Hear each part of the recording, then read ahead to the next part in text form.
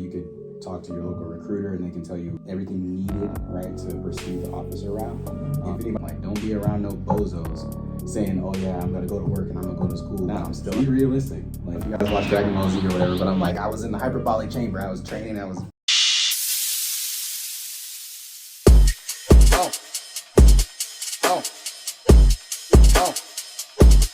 How y'all doing? It's your boy King JT. I'm back with another video. I wanted to first start off by saying thank you guys for the support with my giveaway. I think by the time this video comes out, you guys, the winner will already be announced, but I really just wanted to thank everybody for even participating. I didn't know I would get that much support. I really appreciate it. Definitely be some in the future for sure. But thank you guys for the support. But let's get into today's video. Interviewing a fellow officer of mine. I'm going to interview him, ask him some questions. Hopefully answer some of the questions that you guys have been commenting for me for so long that I have not even answered. I got all my questions laid out right here. So just so if I'm looking down, y'all know I'm just preparing myself to ask these questions. So I'm just going to get right into this video. My very first question, just introduce yourself. Just tell us some interesting facts about you, what you like to do, where'd you grow up, stuff like that. Yeah, for sure. So what's going on, everybody? I go by the name Busy. Of course, I'm, an officer, as JT said. Been in the military for a little bit of time, 10 or 11 years. I was on both sides, so enlisted and officer, and currently at my third rotation. So still loving it, honestly, still having fun. In between working, right, I try to stay active, so I enjoy exercise and fitness. I try to do a little artsy stuff, right? So I also make YouTube videos and whatnot. I do some music. I try to write and compose some music. I also ride a motorcycle, a cruiser. So I'm part of the Indian gang, as they say, Indian motorcycles. So I really enjoy that. Shout out to all my motorcycle riders out there. But other than that, man, yeah, I'm really excited that you invited me onto your show. First off, just a shout out to the King JT, man. I've been following you, and you've been doing your thing, right? So, there's a lot of love in the comments, and I just want to give you your roses and let you know that you're inspiring me to continue to do the things that I'm doing, right? So, I really appreciate you doing this. You're giving the people what they need, and then also you're doing a good service, man. So. Thank you. Oh my gosh, I didn't even know that. Really appreciate that. Yeah. I want to get into one thing you said first before I ask this next question. I did not know you were enlisted. Yeah. I did not even know. What rank were you before you commissioned? Yeah. So I was an NCO. So I was in for about 4 or 5 years, right? And then made it to staff sergeant.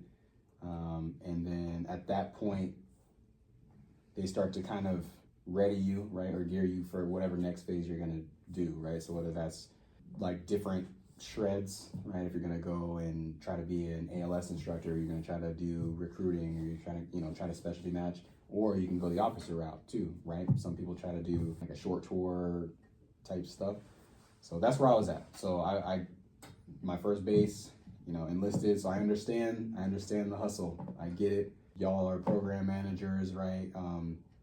You guys are the SMEs, or the subject matter experts in every single thing, right? So I get it.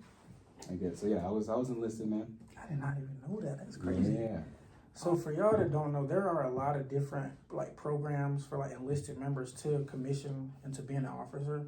So that goes in kind of to my next question of it is, what program did you take, and what was the process for you that you went through to get to that point? Yeah, so that's a good question. So like I said, I was originally enlisted, and during that time, I went to some briefings and whatnot, and they had officers come in, they had panels and all that, and they're like, hey, these are some of the opportunities that you can go through. You can go line side, right, which is essentially the operational Air Force, right? So if you're looking at your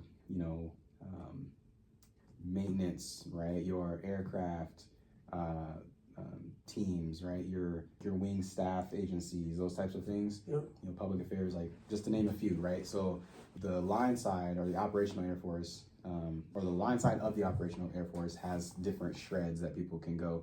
For me, I was already in medical, so I, at that time in my career, opted to stay or pursue something that was more medical, just because I was already kind of familiar with all the jargon and everything. you know, I knew the language basically, right? So, yeah. So long story short, I started to see people, officers specifically, in the med group that were, you know, I could tell that they were making moves, but I didn't know exactly what they were doing, right? And I didn't know too much about commissioning or officers or anything like that. So I went and talked to them, and I was like, hey, what do you do? And it just so happened that the career airmen that I talked to were doing a specific job, right? So they gave me all the information, and then it actually led to the direct commissioning program. So, you know, there's a lot of prep work that goes into it. You have to submit a package, and your package has to include, you know, different things. You gotta have like a letter of recommendation, 2 letters of recommendation, your transcripts, right, from your high school or any advanced degrees, you know what I mean, any college. And then you have to have just different things that you got to fill out. So you got to basically build a package, and you have to submit that package, and then the person that's overlooking it, they're going to deem whether or not, you know, they want to have an in-person interview with you. So you get interviewed by an officer, high-level officer, and yeah, they determine whether or not, you know, you are what they're looking for. And there's different cycles, right? So you don't get it on the first try, then you can try it, you know, 2 or 3 different times. Oh, So. I didn't even know that. Yeah, so there's plenty of ways to commission, man. A lot of people go, you know, you could talk to your local recruiter, and they can tell you everything needed, right, to pursue the officer route. If anybody has any questions, just hit me up. Of course, King JT's got access to the information. I know that you've been giving out good tips and tricks. So, yeah, just hit us up, and we can go into more details about the specifics of it. But long story short, I was enlisted. I got with some officers that were at my base when I was a young airman, right? And then they kind of put me on to what I needed to do to be able to direct commission into the medical field. Okay. So if you guys that don't know, to commission, you have to have a degree. So did you go to college before the military or during the military? Yeah, so both, right? So before I joined the military, or before I enlisted, I had taken a couple classes, right? Community college classes, but not enough because if you have an undergraduate degree in specific fields, and your recruiter again can tell you more information about that, but you can come in as an officer like immediately, you know what I'm saying? Yeah. Because typically they're asking for an undergraduate degree, right? But yeah, I didn't have my undergraduate at that time. I just had some college credits, some college classes. So I went before, and then I ended up enlisting, and then finishing during my enlistment. So you asked a really good question. There's so many avenues to get your education when you're in, right? I happen to use what they call tuition assistance, right? And that's an entitlement that you have by enlisting, right, or commissioning. But being in the military affords you the opportunity to utilize tuition assistance, right? They're not going to cover the whole class, right? But they're going to cover a large percentage of that class, right? Books, fees, all that stuff, right? For the most part, you just got to come out of pocket a little bit, which is fine, and you're able to get your degree, right? They offer different like lengths of class too, right? So you've got like 12-week classes, you got 6-week classes. You can go online, or you can go on base, right? They have colleges on base, so you really can just you can do it over lunch if you want. You can do it after school, which is what I did, or after work. I would just go off of work and then go to class and then go home. Community College of the Air Force, when you get your job, right? When you get your job in MEPS and all that, and you go to basic and you get your job, you're automatically going to be enrolled into, for the most part, a college, like an associate's program. Okay. It's called through the Community College of the Air Force, right? CCAF. So you essentially are going to get your CCAF, right? Because you have to do a certain amount of that to upgrade. Okay. Right? But the thing that I didn't know, which somebody put me onto, is you can roll those that associate's degree like in your job. I think mine was just it was medical, right? It was a generic medical associate degree, right? Based off of me just having to do it for my job. I was able to take those courses or those credits and apply them directly to a bachelor's degree. So it basically cut my bachelor's degree in half, So I didn't have to it's called the AU to ABC program. It's awesome, right? You're already doing classes because you have to upgrade, but then you can then take those classes and just basically wipe out half of your time. So I was able to get an undergraduate degree in no time. All for the low, because tuition assistance covers a majority of it. You know what I mean? All you got to do is literally just go to go to school. That's it. That is some gold information, man. Yeah, it was dope. I really want to commission one day too. I just been slacking a little bit, and I want to start college too. So I just wanted to know, because I know you said you were going to college while enlisted a little bit. Mm-hmm. How was you able to balance like work and school at the same time? Yeah, so you got to surround yourself with people that are wanting that same thing for themselves. You know what I'm saying? So it's not enough to just like, oh, you know, I got to just do these classes just for the sake of doing them, blah, blah, blah, blah, blah. You know, I'm not saying that you can't go into classes with that mindset, but it helps if you understand the end game. You know what I'm saying? So you just said yourself, you're like, hey, like I know I want a commission. That means that I'm going to have to get an undergraduate at least, right? Or a bachelor's degree. So I'm going to be going to classes with a purpose, right? So yeah, although you go to work and you got to go to class, what I would say is be realistic in the time commitment that you have. You know what I'm saying? Like, it's okay to be ambitious and be like, oh, I want to go ahead and go full time. I'm going to take 2, 3, 4 classes. Like, just pace yourself and realize that you still have to recover. Mm-hmm. You know what I mean? It's like you're still working. Like, it's just like if I wasn't in the military, right, and I was on the outside and I'm working a 9 to 5 and now I got to come home and I got to do classes. Like, I'm not going to be as motivated. And I will say that there are stressors in the military, right? Like, they're manageable, but that would be the first thing that I would recommend to everybody is make sure that you go into it with the right mindset. Understand the end game and the end result. Hey, I know I want my degree because of this reason. It's going to propel me to that next step. You know what I'm saying? Yep. But yeah, so I would say once you're in, working with your team, your supervisors and all that stuff, and letting them know your goals. Like, hey, I want to get this degree, but I also want to do well at my job, right? Can you help me build a plan that will allow me to do that, right? So, okay, cool, yeah, I'll go ahead and, allow you 2 times a week, right, to, leave a little bit early so that you can go to your classes across base, right? And, that's gonna happen for like 8 weeks, right? But by the end of that 8 weeks, you'll have finished, I don't know, maybe 2, maybe 3 classes, right? So, mindset, communication, right? And then also 3, surround yourself, like we said before, with people that want to do the same thing. Like, don't be around no bozos saying, oh yeah, I'm gonna go to work and I'm gonna go to school, but I'm still out here hanging out. You know what I mean? And like and hanging out on the weekends and like going home and being lazy. You got to be around people that are also wanting to do that too. Agree. And then also 4, did we talk about realistic? Like, realistic expectations, like you gonna be tired. Oh yeah. Like, I'm not gonna sit here and lead you all on and let you believe that it's not no work. Like, you have to stay optimistic. You gotta stay motivated and you gotta stay positive, right? Self-talk and keep telling yourself, no, this is good. This is good, right? Like, I'm knocking it out now, so I don't have to do it later. Okay. You know what I'm saying? So just be realistic with yourself and don't go into it and be like, you start all hot, right? And then after like a week or 2, you're like, this is lame. Like, I'm tired. And then you get lazy. And then, you know what I mean? Nah, be realistic. Like, push through it. Have some courage. And you'll get through it. I needed that pep talk. I needed that pep talk. Don't we all, bro? Don't we all? Yeah, I'm definitely going to try. Like, I'll definitely talk to you offline about this, obviously, about me trying to get started and everything with that. Mm-hmm.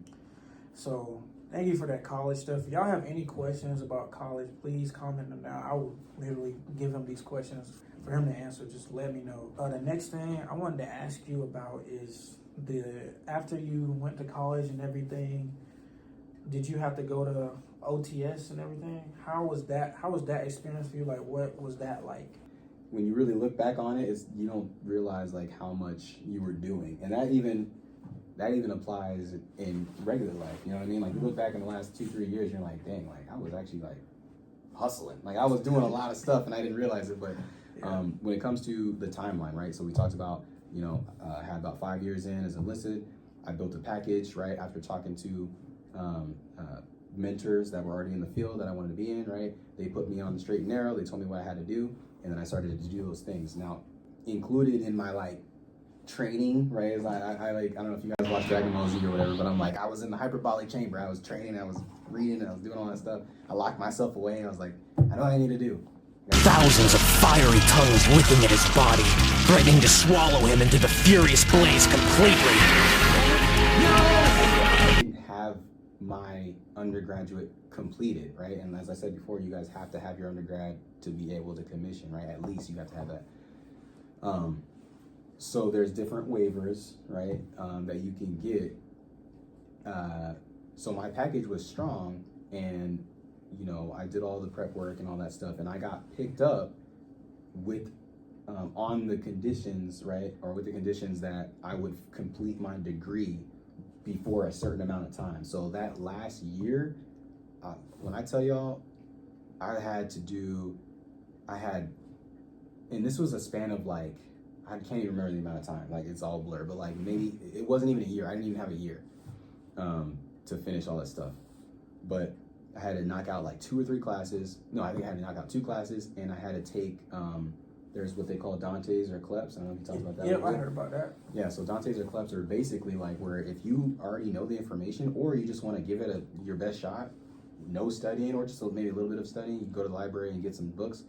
You literally can just go into the education center on base, and you can just sign up for a class to just take and just try to get credits. So if you're one of those out there, I know there's some geniuses in the comments, right? Y'all gotta be geniuses to be following Team JT, right? For those people that are geniuses and can just go take a test and just get the credits, they just got it like that, I would recommend that. So I had to do that for a couple classes, and it was kind of stressful, man, because I'm busting my butt going to school on the side, but then I also had to take these 2 classes. I had to pass them, plus the GRE, GMAT, and for some career fields, it's the AFOQT, or the Air Force Officer Qualifying Test. So for your line side people that want to go maintenance, or they want to be finance or comptroller, contracting or whatever it is, right? And pilot, all that kind of stuff, you have to take the AFOQT. In addition to all that other stuff, right? The GRE, the GMAT, right? So the GRE and GMAT is basically the SATs, right? ACTs, all that stuff. For me, I had already been out of high school for 3 or 4 years. I forgot all that stuff, right? So I had to train. I had to get us study materials. I can hit me up in the comments if you guys want those study materials. But I used a program called Magoosh. I think it was called Magoosh, to study for the GRE. So on top of having to finish 2 classes, I had a CLEP or Dante 2 more to get the credits, right? Because I had got picked up with the condition I would finish. I also had to study for this freaking GRE, and I had to, of course, pass above the minimum score required. So, hustle. Oh my God. Hustle time, right? At that time, I was in a relationship and all that. So and we were working full time. You know what I mean? So the grind don't stop at the end of the day, and that's not gonna be everybody's story. That just happened to be mine, and I'm pretty sure there's a lot of other people that have similar stories to that. But anyway, the ramp up is difficult, but that's with anything. You know what I mean? And anything worthwhile, as they say, right? You're gonna put some hard work into it, but that's how you know that it's worth it. You know what I mean? Because then you can look back and be like, "Jeez, that was a lot." You just earned my respect after that. You said earned my respect. It is a lot, man. Oh my gosh. I just wanted to tell you, so I actually took the AFOQT one time. Oh, how'd it go? Without studying. I took it without studying. And you know what's crazy? I don't remember my exact score, but I do remember you had to pass 2 or 3 sections of it. Yeah. And the way it's scored is based on how everybody else scores. So it's kind of really competitive. I did not know that. And I was in a room with a bunch of students that were been studying for this. They're I think they were ROTC students. So they were just in college already, locked in. I think all of them wanted to be pilots. I did not even want to be a pilot. Yeah. All of them already knew all the pilot stuff. Anyway, so out of all the categories, I didn't pass any of the categories. But it was I only had to pass 2 out of the 3 categories.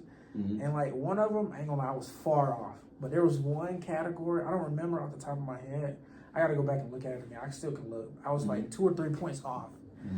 And I know my whole flight, they were just like, you were so close. Like, I was like, did you study? Man. I was like, no. That's with no prep? I was like, I did not study at all. That's off, man. That's difficult to do. And the guy that told me schedule a test for me, like, cause he noticed that I was trying to rush it. Yeah. Cause I was making dumb decisions at the time. Like, it was a reason why I did it. I don't really want to get into it because it's so dumb. Like, it's so dumb why I want to take it so fast. But he was warning me, like, don't take it right now. Like, you only get 3 chances to take it. You only get 3 chances. The first 2 are just given to you. The third chance, you have to get a waiver to take it again. So you only get 3 chances out of your whole Air Force career to take it. And I already took it once. I don't want to take it again. I don't. Well, that's just my little spill on it. Definitely, if you want to take it, study. Please study. Take your time. You know what I'm saying? But that test is time too. Like, every section is time. That's what's so hard about it. And I just remember taking it, and it's like from like 8 o'clock to like 1 o'clock. No lunch break.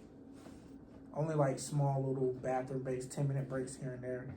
But it is hard. You gotta get this information quick, and I didn't have it back then.